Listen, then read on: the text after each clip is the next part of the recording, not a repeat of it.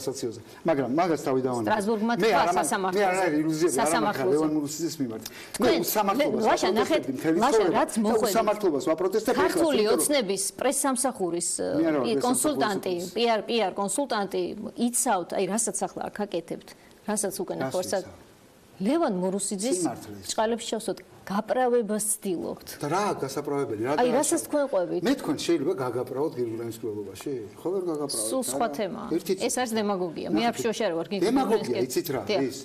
როდესაც თქვენ არ სვამთ ასეთ კითხვას, რომ მურუსიძე იყო ვალდებული, გამოეტანა უკანონო განაჩენი, რომელიც სხვა შორის სისხლის სამართლის წესით დაზერწვიეს და ესეთი კითხვა არ გიჩნდებათ. შალვა შავგულიძის მიმართ, როდესაც ამბობს, მეო კანონი მზღუდავდაო და არ შემეძლო გამესაჩივრები და სასჯელის გარდა არაფერიო.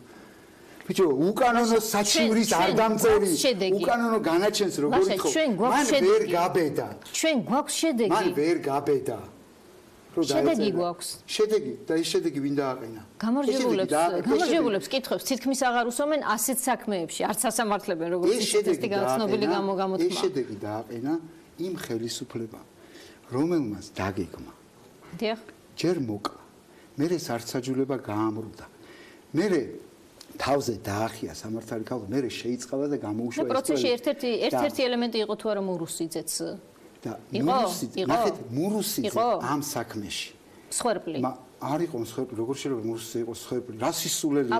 ვინ სისულელე თქვენ ბიძინეევანიშვილმა ეგეთ რაღაცას? ბიძინეევანიშვილმა თქვენ სისულელე? რა, რომ სხერპლი იყო? სხერპლი იყო. მურუსიძე არა, ამ საქმეში კი. ციტირებ. ერთი წუთით. ივანიშვილის სისულელებს ამბობს ამბობდი. ერთი წუთით რა. მე არ იცით რა არის? მურუსიძე ამბობს არ ვიყავი სხერპლი და ხა ბიძინა ივანიშვილმა შეაფასა ის სხერპლად თუ სხვამ შეაფასა ამას ვიშო მურუსიძე ამბობს არ ვიყავი და მე არ ვთვლი რომ ის ახლა თქვა რომ არის სხერპლი იყო მთელი ადრე ამბობდა ვარ მათ შორის სასამართლო კორპუსი მთლიანად იყო სხერპლი ერთი კაცის დიქტატის მე ერთ რამეს ვამბობ ეს კაცი რომელიც ჩვენთან ერთად და მე სხვებისგან განსხვავებით ცოტა უფრო დიდი ხნის მე ღამის 3 საათზე გამიღვიძებია